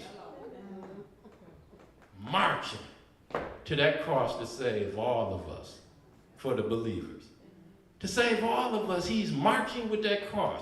How many people watch him march with that cross and then start singing, I want to be in the number? It wasn't just Peter denying him 3 times. All those people he helped was sitting there watching him carry that cross. But like I said, we are in the spiritual age. This ain't about the physical. We all cry and we're all shocked because it hurts to see that they put nails in our Savior's hand. He even asked his Father, why had I forsaken him? God couldn't even take it. Turned his back and it was an eclipse. But he turned right back around and never turned his back on this world again. But that's his son. And the worst physical things were done, but you got to understand, let's go past the body of Christ. Because when we talk about the body of Christ, you know we're not talking about the body like our body. We're talking about the Prince of Peace. We're talking about the principles for which he stands. We're talking about the righteousness. We're talking about the love that he bestowed even upon his enemies. Told them as they nailed nails in him. And to my neighborhood, I had to tell them, we just watched the police shoot a man in the head. You know who told me that he was shot from behind? Didn't tell me he was shot in the head. The 12-year-old. Y'all don't know our neighborhood. Y'all watch that video and you think because everything looked quiet like that, nobody saw that. Now people from our neighborhood know one thing. Somebody's watching. Curtains are like this. People are watching. They don't want to get involved. They don't want to get in trouble. When I went over there, a 12-year-old told me that. So I have to watch. At that time, I hadn't seen the video. I knew he was shot from behind the first day. But when you see the video, I have to watch that. And I have to go in the hood and I have to tell them, for y'all believe in Jesus, y'all know this story. And for y'all who don't, who believe it's the greatest story, let me tell you something. They were nailing nails in his hand. They left him hanging there by nails. They cut down his ribs. They did every painful thing. And he said, forgive them, Lord, for they know not what they do. I forgive City Hall because they know not what they do. I forgive the police because they know not what they do. I forgive my community sometimes when we do things to each other that we shouldn't do. I forgive them for they know not what they do. We cannot afford, though, to turn our back on Jesus at this time, God. And for those who don't believe in Jesus, it's great that we're talking about the spiritual, because maybe you believe in righteousness. Maybe you believe in truth. Maybe this is the time for us to stand up. It's just as you heard me say, I forgive some people that right now hate me. They're trying to destroy me. But I realize that I have to forgive them. And I'll tell you this, I hold back tears. There's some bad things gonna happen to me. They've already begun. And they're gonna get worse. Because I can't quit. I can't turn my back on transparency. I can't turn my back on truth. I can't turn my back on my community. And I'm not here to say that my opinion is right, because I'm not God. I'm not here to say my opinion is law. But I gotta show them young men. See, why I rode the streets is because when my daddy left, I wanted to be a man. And all the leaders I saw in City Hall, they wasn't no man. They didn't stand up for us. And we talked about them like dogs. Nobody stood up for us. When crack came out, I was on highway. The police wanted to search us for crack rocks. They told us to pull our pants down. And if you don't believe me, you ask anybody who grew up on Lafayette and Highland. We pulled our pants down. You think no one could even make this up? Some people they told to wiggle. Because if you wiggle and you had some crack, it would fall out. One day they pulled us over. They told us to lift our shirts up. You know, this time no one told us to pull our pants down, but it was the time that they had us actually pull our pants down. We was too young to know. We just sitting like this. Then I thought about it. I started getting an attitude. Next time, it was just pull up your shirt this time. I ain't pulling up nothing. I got a beat down. I remember one day going to court and they had beat me out my clothes. And the judge was mad that I came into his court with sand, dust in my hair and no shirt on. You gonna come in my court like this? And I said, Your Honor, shut up! Your Honor, no. One more word and it's going to be contempt of court. So I had to shut up and be quiet while I got sentenced. And couldn't tell them, no disrespect, Your Honor. They beat me. They pulled my shirt over my head and I couldn't see. And they just hit me and whooped on me. They kicked me, they threw me in the dirt. And this was over traffic. And like Patrick, you know, they say he didn't have a license. I didn't have a license that day. I didn't have a license. So I went to jail for not having a license. But I took a terrible beating.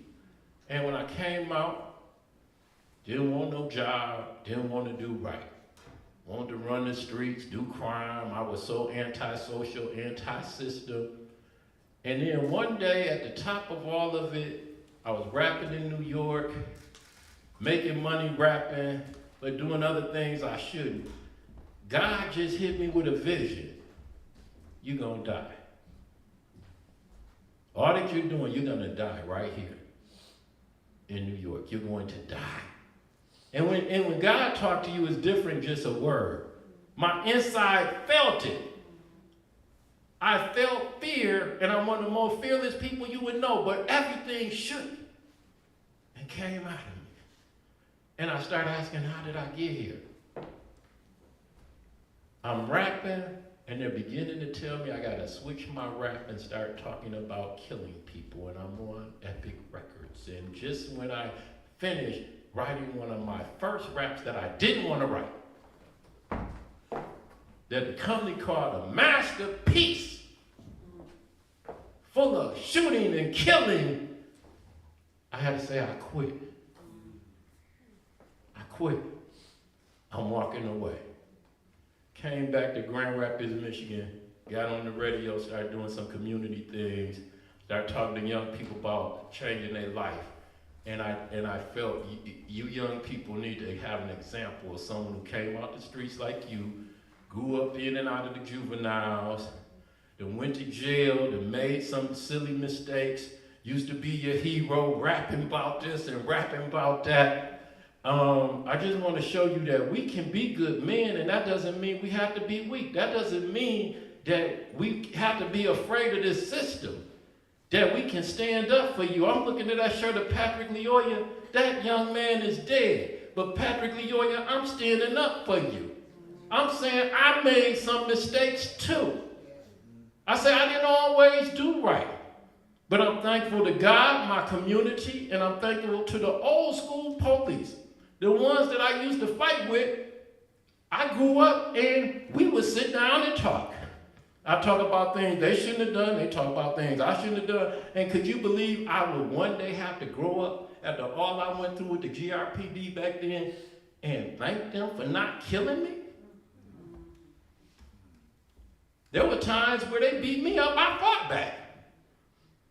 They get 50 licks, if I get 2, I was a hero in my neighborhood. Robert, you hit him twice. But I got beat up.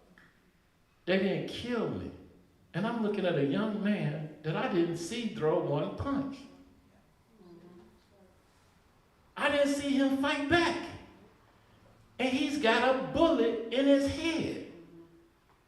So now I gotta say, thank God that I didn't get killed. Yeah, I'm gonna ride for him. They told me, see how he got 2 felonies. How you gonna give up your career for him? I said, I got friends that got 6 felonies. I got friends in prison doing years in football numbers. That's a human being. That's a human being. That is not an animal, and I don't even like to have to say that's not an animal, because even an animal don't deserve that behavior. I wouldn't do that to anything that God has created and put life in. I just wouldn't do that. But I'm not here to keep talking to you all night. I'm here to motivate you that there's a lot of people, you heard a lot of speakers here today, that's working hard to make sure we have justice. And when we say justice, some people think justice means somebody else has to be fried, somebody else has to be hurt, somebody that did something got to be totally punished. That should be in the hands of a jury and God. If it made it to court so that everybody could just know what's going on, I just believe if it don't even go to court, why wouldn't a police officer just stroll in here tomorrow and do that? When you say we're not even going to charge you, you're saying that this doesn't even add up. This life doesn't even add up to anything that's worth even having a court date. Having a conversation. Laurie, nice to meet you. I see you at a lot of events. She is an activist. So that is my challenge to the believers. Will you talk to people? You who are pastors, will you tell your congregation that no matter what you feel about this, you don't have to agree with us, we can't change your mind. But the greatest sin would be for you to destroy us in our community and our young leaders. And teach our kids that they don't have no adults that have the right to stand up for them. You're gonna destroy and kill us too? You're gonna kill this young man? And then you're going to attack us for asking you why? You're going to attack us for saying show the video? You're going to attack us for asking for the officer's name? You're going to attack us for asking you why you haven't interviewed him in 40 days? You're going to ask us why are you still paying a city employee that hasn't even handed in a police report that we've been able to see on why he just killed a young black man? I'm not going to retire. I'm not going to quit. Because even if I die for what I believe, if I get took out in a political lynching for what I believe, it's going to be done as a man. I'm going to show these young men out here. You can be a man of God and still be the man that these young men, what they consider manhood. And a lot of people think I'm over talking when I say the manhood. But that is the part of our lostness in the community. When you don't have a righteous man to stand up and show you what a man is, there were bad men in our neighborhood that preyed on us for that. I say you have to be a man, sell these drugs, you'll have your own money. You know, there are people that preyed on us. They were too young. They don't want to go out and sell drugs. They know they go to jail. They know we just go to juvie and get right out. They prey upon that. And I'm telling you, the strongest man that I ever knew, I never got a chance to meet him, but for the believers, it was Jesus. Ain't nothing soft about Jesus. He knew what was coming. He had to stand there and go through it. I need you, we cannot turn our back on righteousness. Open your mouth. Testify. We're afraid to testify to the kids in the store. What if somebody had testified to this 18-year-old before he shot these 19 kids? There's too many Christians, I know, because I've been to Texas. There's too many Christians in Texas for these kids to keep slipping through the cracks. There's too many evangelistics. There's too many Quakers. There's too many Mormons. There's too many Muslims. There's too many people that believe in a higher power and know how valuable life is for us to continue to let these kids slip through the crack without being testified. I just challenge you to testify, and even if it's beyond, this shooting brought us together. But even if you say this shooting, it doesn't motivate me, it's not nothing I want to discuss, I want you to look at the state of the world. This shooting is a part of the state of the world that we're in, and it's getting chaotic. It's in Revelation that we would be in the last days, so it's not nothing we didn't expect. But what are we going to do about it? What are we going to do about it? Are we going to bring some more people into the fold of righteousness? I'm going to say, if you're a believer and you know it, clap your hands. If you're a believer and you know it, clap your hands. If you're a believer and you know it, and your faith will surely show it, clap your hands. I want you to walk with faith, walk with strength, and understand, even though I came here today to talk to you, I kind of forgot what this was about. Vote for common good, because I do want everybody to vote. It's very important, but more important, I want you to cherish your soul, cherish what you believe in, stand up for it, understand if you're looking for a purpose in life, there's no better purpose than to testify. And if you want to go and dwell in the house of the Lord forever, or whatever you believe is spiritually heaven to you, speak up and take somebody with you. Thank you, Grand Rapids.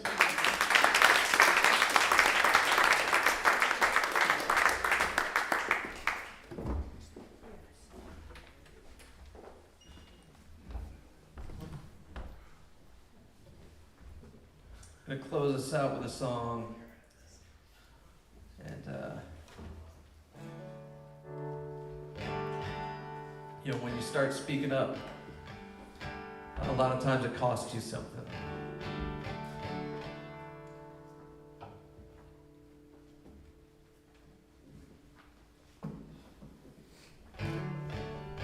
And this is a song I wrote, and believe it or not, Fox News picked it up, not in a good way, and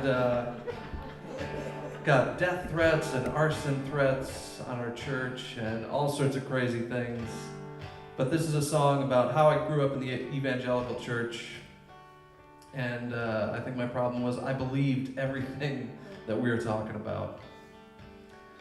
So that's what this song is about. It's called Hymn for the 81%. I grew up in your church, Sunday morning and evening service, knelt in tears at the foot foot of the rugged cross.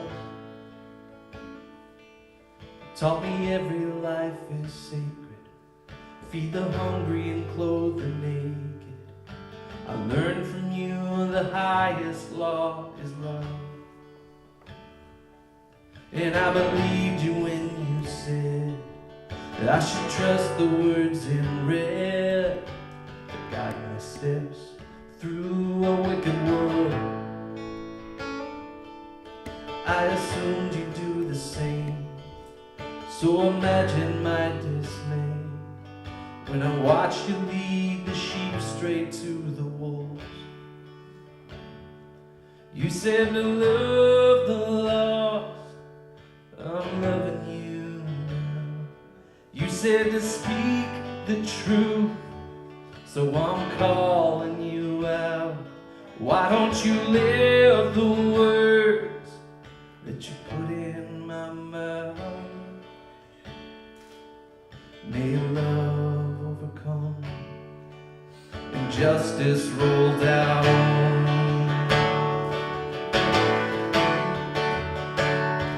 Oh, they started putting kids in cages, ripping mothers from their babies, and I look to you to speak on their behalf.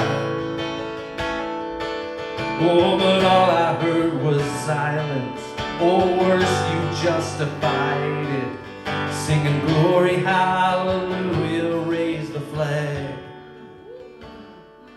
See, your fear had turned to hatred, but you baptized it with language torn from the pages of the good book. You weaponized religion, and you wonder why I'm leaving to find Jesus on the wrong side of your walls. And you said to love the lost, well, I'm loving you now. You said to speak the truth, that's why I'm calling you out. Why don't you live the words that you put in my mouth? May love overcome and justice roll down.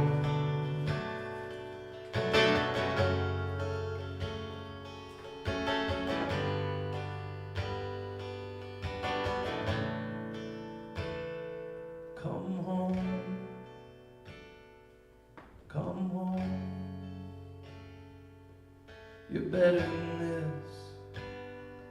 Oh, you're better than this. Come home, come home. You're better than this. Oh, you taught me better than this. Come home, come home. Oh.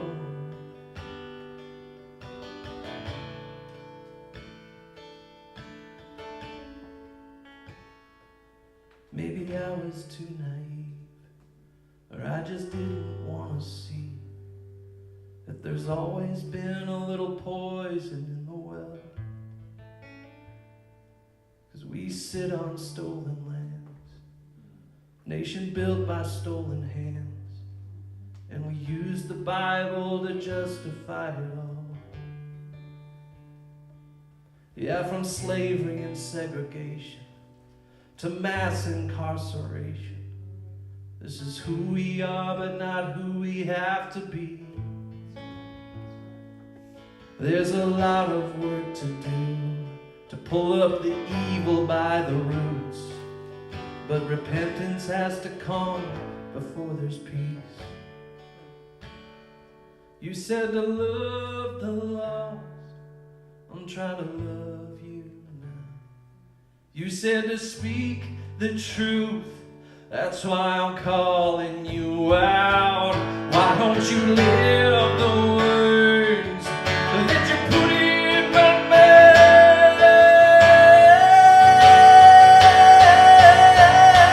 May love overcome and justice roll down. May love overcome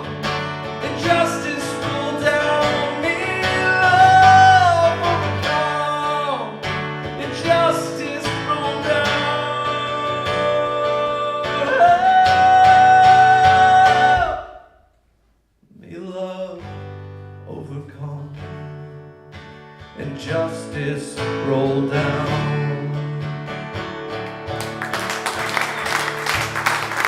Thank you so much. Thanks for coming tonight.